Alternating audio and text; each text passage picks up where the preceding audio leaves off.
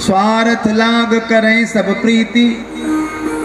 एक दूसरे के यहाँ आना जाना भी होता है। क्यों होता है? बोले हम उसके यहाँ जाएंगे तो वो हमारी शादी में आएगा, हम नहीं जाएंगे तो वो क्यों आएगा?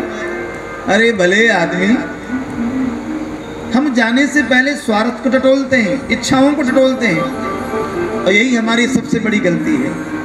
स्वार्थ लाग करें सब प्रीति, सुर नर मुन जन की यह रीति। निष्काम कार्य किया जाए उसका आनंद ही कुछ और है। स्वार्थ में सब पूरा संसार हो गया है। तो कहां इस स्वार्थी प्राणी का सहज में कल्याण कैसे हो? संत बोल रहे हैं ऐसी कोई पूजा बताओ जिसको हम करें हम, और उसका जो पुण्य है सब प्राणियों को प्राप्त हो जाए। ये महापुरुषों की सोच है। ऐसा कोई इंसान होगा जो सुबह से लेकर शाम तक कमाई करे और उस पैसे को किसी गरीब को दान कर दे? भैया जी, ऐसे आप हैं? कोई हाथ उठाकर कह सकता है?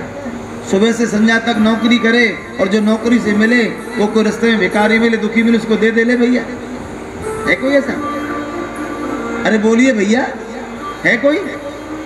ये महापुरुष संत हैं, ऐसे तपस्या करते हैं, पुण्य करते हैं, भजन करते हैं, आराधना करते हैं, उसका पुण्य भगवान देता है।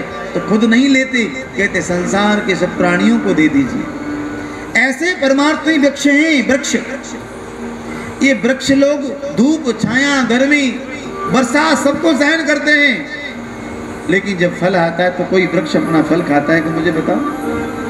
वो फल कौन खाता है? हम तुम सब लोग खाते हैं।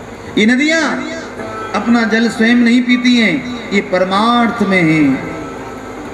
वैसे संसार में कुछ लोग ऐसे होते जिनका जीवन बना परमार्थ के लिए है,